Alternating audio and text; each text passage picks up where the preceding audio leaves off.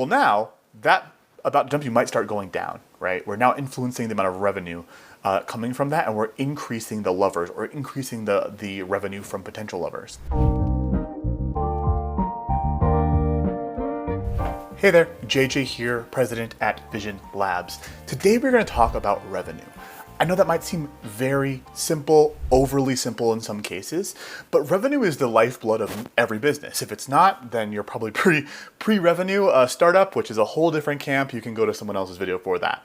But if you live and die by how much money you make, let's talk through how you can take revenue and make an action out of it. When you're looking at revenue, the most important thing to do is to ask your buy questions. This is something we do at Vision Labs with every single client because it's very important to know what is the metrics that can tie to your revenue to make an impact.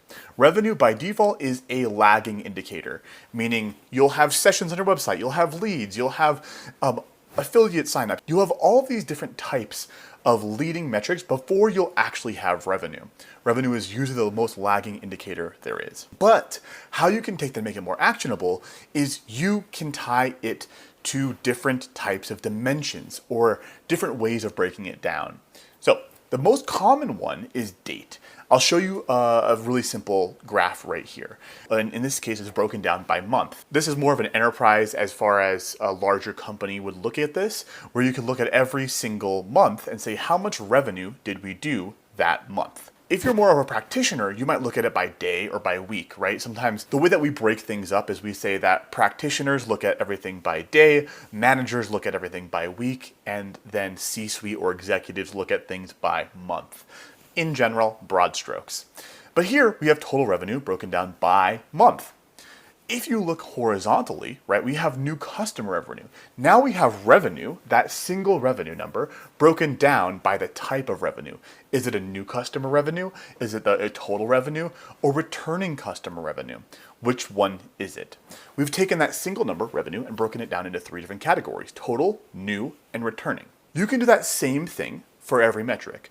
Say we wanted to have revenue broken down by product SKU if you're an e-commerce business, or maybe you have product if you're an info-based business. Well, now you're tying that revenue back to something you can take action on. We've recently worked with a very large affiliate doing hundreds of millions of dollars a year, and that affiliate platform would break things down by affiliate and by net revenue. So how much revenue was coming in after the affiliate commissions were paid out and things. So that is a very different type of revenue than looking at your top line revenue. What does that look like when you come into your actual taking action? What I want you to do is you take the left side of your paper and the right side of your paper, and I want you to write down your revenue.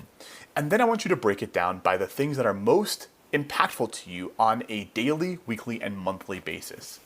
So if you are a practitioner and watching this video, you could take that and say, I need our revenue broken down by day. I need that revenue broken down by the lead source of where it came from. I need that revenue broken down by the category of customer that gave it to us. You now have a paper that has on the left side every single different thing that you need it broken down by. And then on the right side, I want you to then say what you will do if it is not meeting that expectation. So if I say, hey, I want to average $1 million per day of revenue, I'm not one to judge or say, hey, it's possible or not possible, but you have to know what to do once you decide, is that working or is it not working? Let me show you an example of this in action. Hey, if you are not sure if your company is doing this correctly, you need help in the data management, the data visualization, and the entire strategy of building out actionable reporting, fill out a contact form on visionlabs.com. Let's have a conversation and see if we are a great fit to help you scale, grow, and use your data to take actions using the strategy that we implement every single day for our clients. visionlabs.com/contact. I will see you there. This right here is a RFM analysis, recency, frequency, monetization. And we've taken this and we've customized this to group people into these different categories of saying, hey, we want to say how many people are in love with us, are potential lovers that they might have more revenue in the future, they are about to dump us, etc. And what you can do is you can say, okay, how much revenue is coming from this segment? We've now taken that idea of revenue and broken it down by a segment within our organization. So we have lovers, potential lovers about to dump us. But what do we do with that? We have to take an action. And that's where the reporting can only go so far. Your actual strategy has to then overlap and come into play. So we could say, hey, we want to take our about to dump you and we want to give them a phone call. We want to call every single person that's about to dump us and say, hey, just want to let you know that we're running a sale for people that you in this category, and you can now buy at a 50% off. And it's total refund, et cetera, all the guarantees you could ever want. Well, now that about to dump you might start going down, right? We're now influencing the amount of revenue coming from that, and we're increasing the lovers or increasing the revenue from potential lovers. What I'm talking about is taking the idea of revenue and breaking it down into ways that make it more applicable for your business. Larger companies, 10, 30, 50, 100,000 employees, are sometimes so disconnected from revenue that you have to say, what is the thing that we're actually influencing? Are we trying to say we're going to increase new customer revenue or existing customer revenue? Well, did we even think of breaking it down that way? That is something that you have to ask yourself. And that piece of paper, right, that we talked about earlier, of putting the breakdowns you need and what you'll do if we're not meeting those expectations on the right side becomes so impactful. Let me show you an example of two breakdowns at once. So here we have recurring customer, new customer, subscription first order. We also have total spend. So here we have the total number of new customers, the total number of recurring customers, and the total amount of spend all in one graph, and it's broken down by month. So every single month, we have the amount of revenue coming in from each of these cohorts that we're trying to influence and what that breakdown is. So now, are we trying to increase more new customer revenue or more existing customer revenue? Sometimes people say, let's look at new customer revenue in only Q4 if you're an e-commerce business, or only Q1 if you're a supplement business, right? Or you could say, we're gonna focus on existing customer revenue during those times. I don't drive the strategy, we drive the actionability of your reporting system. But we are taking revenue and looking at those individual things. Now let's look at a different example. Now we have every single day and the number of new customer revenue and existing customer revenue that exists, right? So we're breaking this down by type of revenue, new or existing, and by the day, right? That is exactly how you should be looking at things, is saying, hey, is this new customer? Is this existing customer? What day is this coming in on? And also, you could say, where is it coming from, right? That could be your acquisition source.